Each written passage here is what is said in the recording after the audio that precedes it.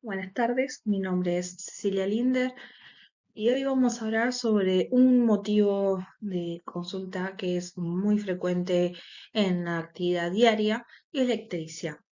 Vamos a arrancar preguntándonos ¿qué haría usted ante un enfermo ictérico? Bueno, a modo de introducción primero tenemos que saber definir qué es la ictericia. La ictericia es la coloración amarillenta de piel y mucosas producida por el depósito de bilirrubina. La bilirrubina es un pigmento anaranjado amarillo que se produce del catabolismo de la hemoglobina y de la hemosproteína. Cuando ya observamos esta alteración a nivel de las mucosas y de la piel, es porque la bilirrubina está aumentada a mayor a 2 miligramos sobre decilitro. Ahora, cuando tenemos cambios incipientes sobre la bilirrubina, vamos a encontrar una alteración a nivel del paladar y de las conjuntivas.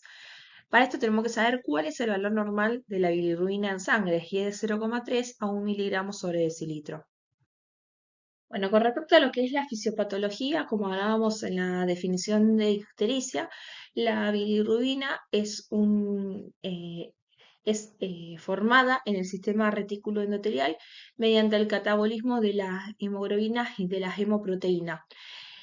Lo que va a hacer la bilirrubina va a ser transportada a lo que es el polo sinusoidal del hepatocito, unida a la fracción de albúmina, y esto es lo que nos va a dar la fracción no conjugada de bilirrubina. Una vez captada por el hepatocito, va a sufrir un proceso de transporte y de conjugación con el ácido glucurónico para poder hacer la partícula más hidrosoluble y formar lo que es la fracción conjugada. Esta fracción va a pasar a bilis mediante un sistema de transporte activo con consumo de energía, y la captación junto al transporte intracelular y a la excreción biliar de la bilirrubina va a realizarse con el concurso de diferentes transportadores. La alteración de estos transportadores y de algunos defectos genéticos van a ser los responsables de dar la hiperbilirrubinemia. La bilirrubina conjugada va a llegar al intestino, se va a desconjugar por acción de las glucuridasas bacterianas que se encuentran en el ilion terminal y en el colon, y la bilirrubina va a ser transformada en forma de urobilinógeno, por lo cual ahí lo vamos a excretar a través de las heces. Aunque una parte va a sufrir lo que es una circulación enterohepática y se va a eliminar por riñón. Cuando hay un aumento de lo que es la bilirrubina conjugada, esta fracción, al ser la más hidrosoluble, es la que se va a eliminar en parte por los riñones. Bueno, ante un paciente ictérico es importante poder hacer el diagnóstico etiológico. Para esto tenemos que saber cuál es la fracción de bilirrubina que se encuentra afectada. Por ejemplo, podemos tener hiperbilirrubinemia por aumento de la fracción no conjugada, de la conjugada o de la mixta. Con respecto a lo que es la ictericia mixta, lo que tenemos que saber es que se presenta como consecuencia de una lesión hepatocelular en la que se alteran de forma simultánea varios mecanismos que afectan al metabolismo de la bilirrubina en el interior de la célula hepática. Bueno, ahora vamos a hablar un poco de lo que son las ictericias provocadas por hiperbilirrubinemia no conjugada. De estas tenemos dos grandes grupos, las que cursan con hemólisis y las que cursan sin hemólisis. Dentro de las que cursan con hemólisis, la más frecuente es el síndrome hemolítico, en donde la hemólisis existe un exceso de producción de bilirrubina no conjugada debido a que hay una destrucción intravascular o extravascular de los hematíes circundantes.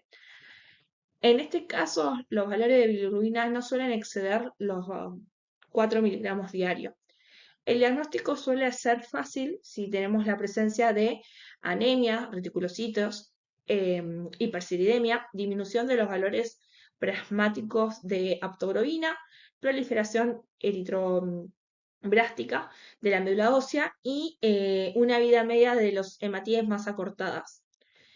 Las transfusiones de grandes cantidades de hematíes o la reabsorción de hematomas también pueden provocar que haya una hiperbilirrubinemia no conjugada. Y después tenemos otro de los casos que es la eritropoyesis ineficaz, que es un trastorno poco frecuente que es causado por la destrucción de los precursores de los hematíes en el interior de la médula ósea, lo que va a determinar un aumento de la producción de la bilirrubina no conjugada. El diagnóstico se basa en la vida media de los hematíes, dando el aumento de la acidemia y la aceleración del ciclo metabólico del hierro. Después, dentro de lo que es el grupo de enfermedades que cursan sin hemólisis, está la enfermedad de Crigler-Najjar, que es una enfermedad de tipo herencia autosómica recesiva, y es la ictericia del recién nacido. Ahora, en referencia a lo que es la parte más adulta, tenemos lo que es la enfermedad de Gilbert. La enfermedad de Gilbert es un trastorno familiar benigno con un aumento muy moderado de la bilirrubina no conjugada. Se dice que es menor a 5 miligramos sobre decilitro, no cursa con hemólisis y la función y biopsia hepática son normales.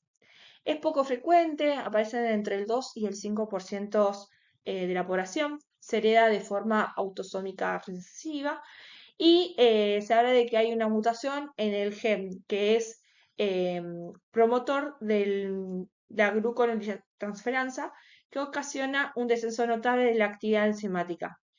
Sin embargo, también se han descrito otros factores que aparecen implicados en la patogenia, ya que el número de homocigotos de esta mutación, perdón, es superior a el paciente que presenta la enfermedad.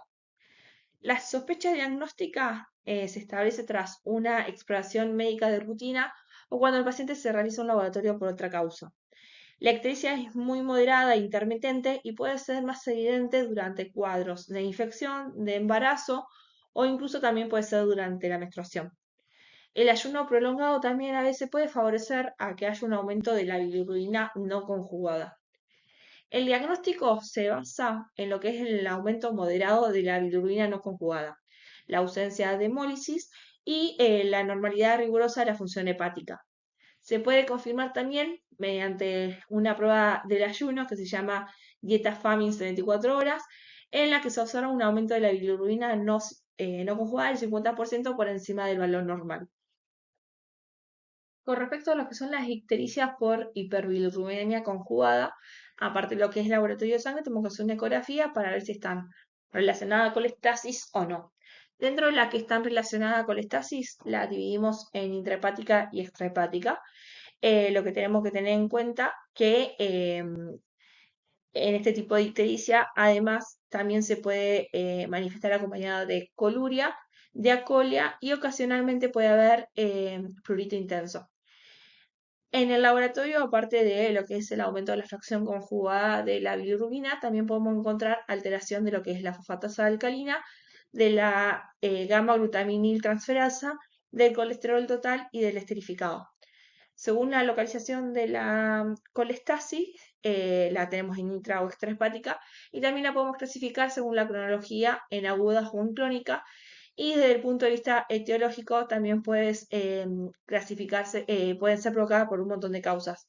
Entre ellos, si la encontramos en causas más agudas, son por lo general etiologías más virales, como por ejemplo hepatitis viral, puede ser una hepatitis tóxica, hepatitis farmacológica, colestasis por posoperatoria o asociadas a infecciones bacterianas. Y dentro de lo que son las colestasis de cronicidad más crónica, dentro del adulto tenemos lo que son la cirrosis biliar primaria, la hepatitis autoinmune, la colangitis esclerosante y el colangiocarcinoma.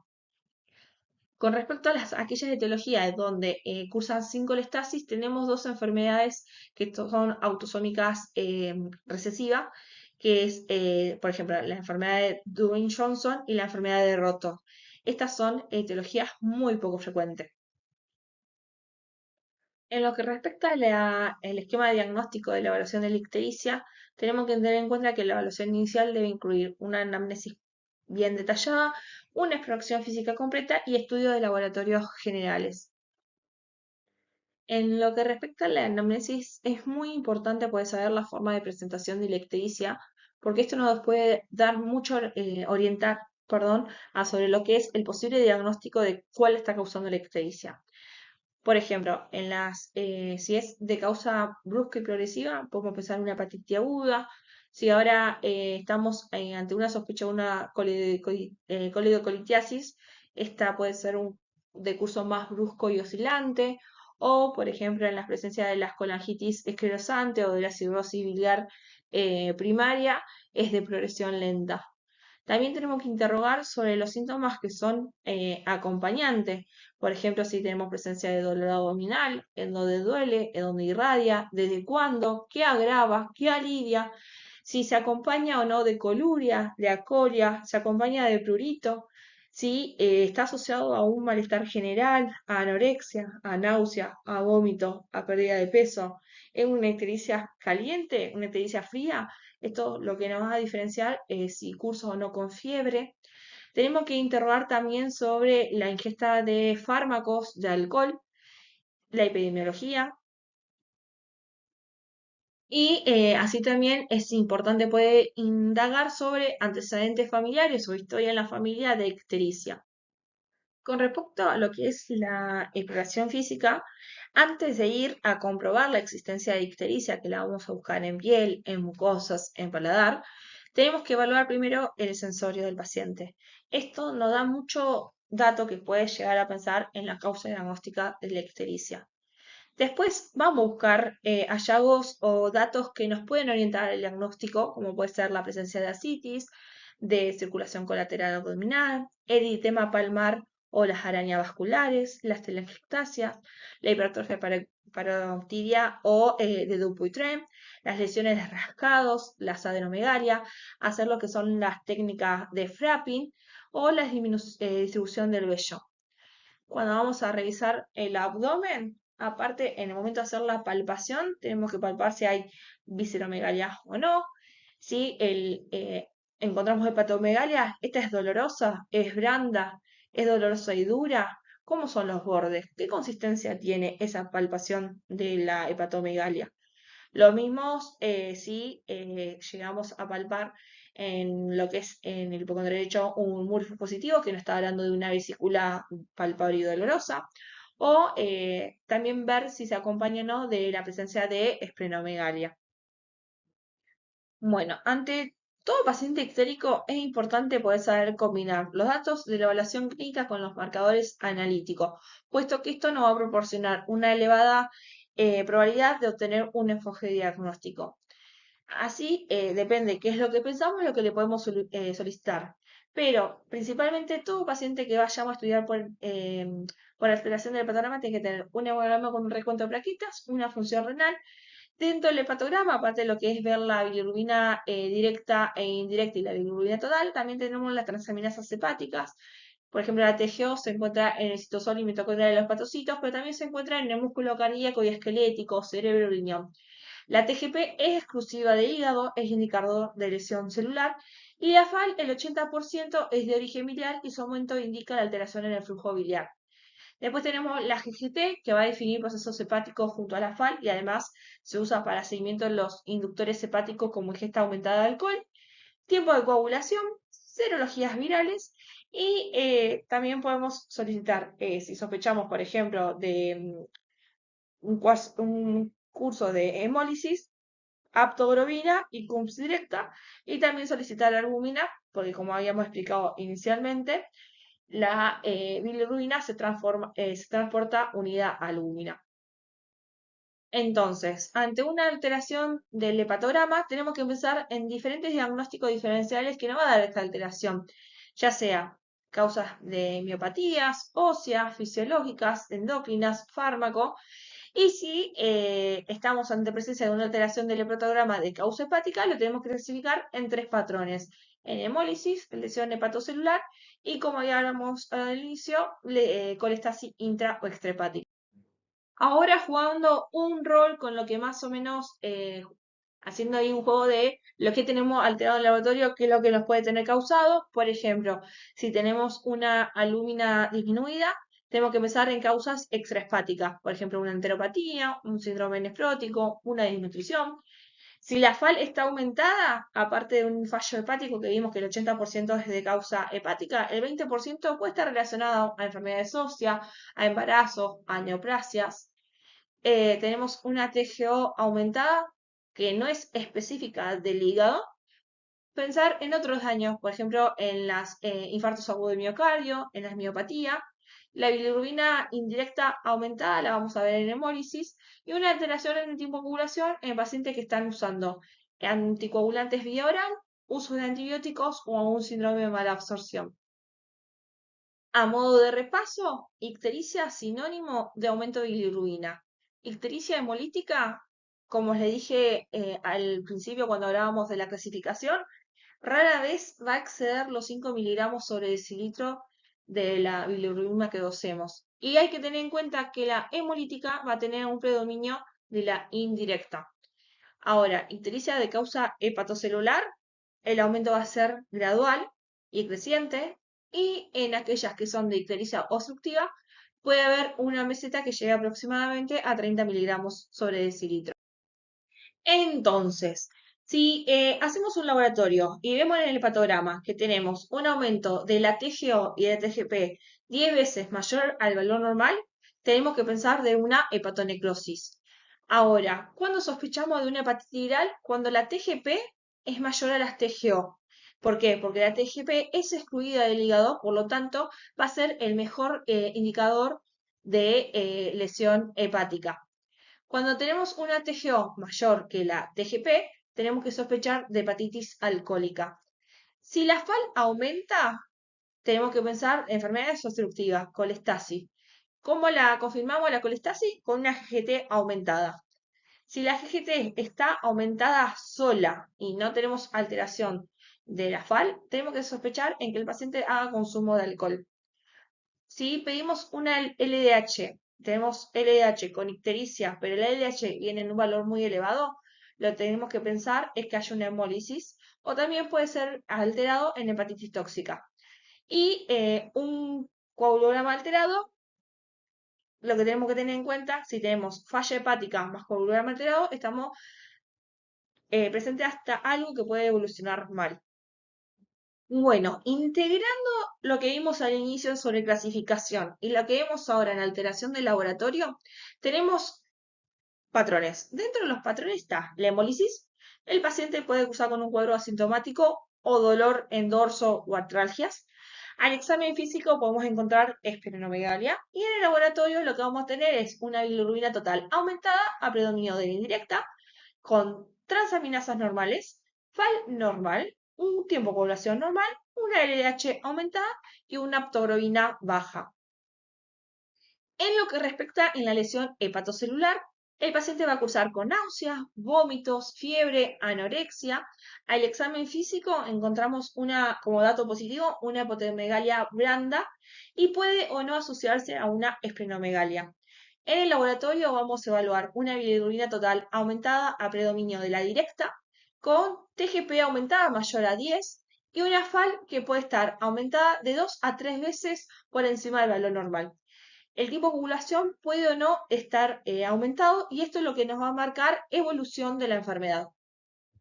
Bueno, como habíamos hablado, colestasis tenemos intrahepática y extrahepática. Dentro de la intrahepática, el paciente va a cursar con una ictericia marcada, importante, va a haber acolia, coluria, prurito.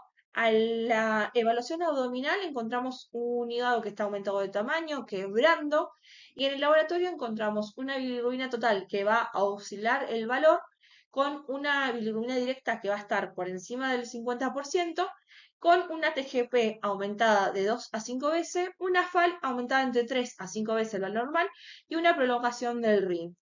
Ahora, con respecto a lo que es la colestasis extrahepática, aparte de ictericia, acolia, coluria y prurito, esta se asocia a fiebre, dolor cólico, que se va a localizar en hipocondrio derecho. Al examen físico tenemos esa vesícula palpable, dolorosa, un signo de Murphy positivo, y encontramos un hígado que está aumentado de tamaño. En laboratorio vamos a ver una bilirrubina total aumentada con una bilirrubina directa mayor al 50%, transaminasas hepáticas, la TGP, que está mayor a 3 veces del valor normal, una FAL aumentada mayor a 5 del valor normal y un TP prolongado. Bueno, volviendo a lo que se respecta a lo que son los métodos diagnósticos y de estudio de la ictericia, nos queda para poder terminar de hablar son los exámenes complementarios por imágenes. Dentro de los que son las imágenes de fácil acceso, rápido, seguro y efectivo y barato, tenemos la ecografía abdominal que va a permitir apreciar la dilatación de la vía biliar en un 95% de los casos, poder encontrar el lugar de obstrucción en un 80% y hasta en un 40% de los casos poder encontrar la causa de lo mismo. Asimismo, va a permitir también detectar la presencia, por ejemplo, de cálculos biliares. Y también nos puede ayudar a detectar patologías crónicas como por ejemplo el hígado cirrótico, la hepatitis crónica o detectar por ejemplo lesiones sugerentes de metástasis o de otras lesiones focales. Cuando en un paciente la ecografía no queda inconclusa o tenemos alta sospecha de que haya un cuadro neoplásico, lo ideal es poder pedir una tomografía computada de abdomen, en donde vamos a descubrir lo que es la dilatación biliar en más del 95% de los casos, localizar la obstrucción, la causa y como por ejemplo también nos puede ayudar a ver cuando la causa es de una lesión pancreática. Después tenemos dos estudios que son invasivos, como es la colangiopancreatografía retrógrada endoscópica, que es la CEPRE, y la colangiografía transparietohepática. Estas imágenes, ¿qué es lo que nos permiten, aparte de poder hacer un diagnóstico de lugar, ubicación y tipo de obstrucción, es permitir la colocación de stent, de drenajes percutáneos o también de lo que son de prótesis en aquellos cuadros donde haya una obstrucción alta. Y por último, cuando queremos estudiar el paciente, pero no lo queremos invadir con algún procedimiento, tenemos la opción de poder pedir una colangiografía por resonancia magnética. No tenemos que olvidarnos que también dentro de los estudios complementarios de diagnóstico tenemos lo que son las biopsias hepáticas. Esta se debe realizar cuando la sospecha de enfermedad hepatocelular difusa o de colestasis intrahepática es de una etiología no clara y también tiene alta utilidad en aquellos pacientes donde tenemos un cuadro por hepatitis alcohólica, la hepatitis crónica, por cirrosis biliar primaria o por otras enfermedades sistémicas que pueden afectar el hígado, como por ejemplo la amiloidosis, la sarcoidosis. La biopsia hepática además también es útil en las hepatopatías por fármaco. Ante la presencia de una masa hepática, está indicado el estudio citológico a través de una punción con aguja fina, ecoguiada o bajo TC. Bueno, ahora les voy a poder brindar unos tips o unas perlitas que podemos tener en cuenta como dato positivo del examen físico y que nos puede llevar a un diagnóstico patológico que son características bien patognomónicas de estos cuadros. Por ejemplo, en los pacientes que tenemos un abdomen distendido por ascitis con circulación colateral, que tenemos una distribución anómalo del vello en el varón, se trata de una distribución que se llama feminoide, o también podemos observar la presencia de ginecomastia. Esto lo que no tienen que hacer sospechar es del hábito de Jostek, que es la hepatopatía crónica por cirrosis. Otra perlita de color o un tips a tener en cuenta cuando estamos revisando a un paciente ictérico, que si nos encontramos frente a una presencia de una masa o una adenomegalia en el hueco supraclavicular izquierdo, que sea no solo palpable, sino también visible, esto se llama ganglio de Virchow. Es un dato o una perla que aparece ante la sospecha de un cáncer pancreático o de metástasis hepática. A modo de tips, sintetizando y teniendo datos bien en cuenta, si tenemos ictericia flavínica más, ¿qué quiere decir? Que es un anémico con una ictericia, tenemos una hiperbilirrubina de predominio indirecto con anemia y con vaso palpable, esta triada es típica del síndrome hemolítico. Y recuerden también, como hemos ido hablando en el transcurso de esta clase, es que si en el laboratorio tenemos FAL y GGT aumentadas de 3 a 10 veces por el valor normal, con un leve aumento de las transaminasas, con hiperbilirubinemia moderada, tenemos que pensar que hay una patología obstructiva incompleta de vía biliar o una masa ocupante a nivel intrahepático, y este cuadro se llama enfermedad hepatobiliar, que es la colestasis.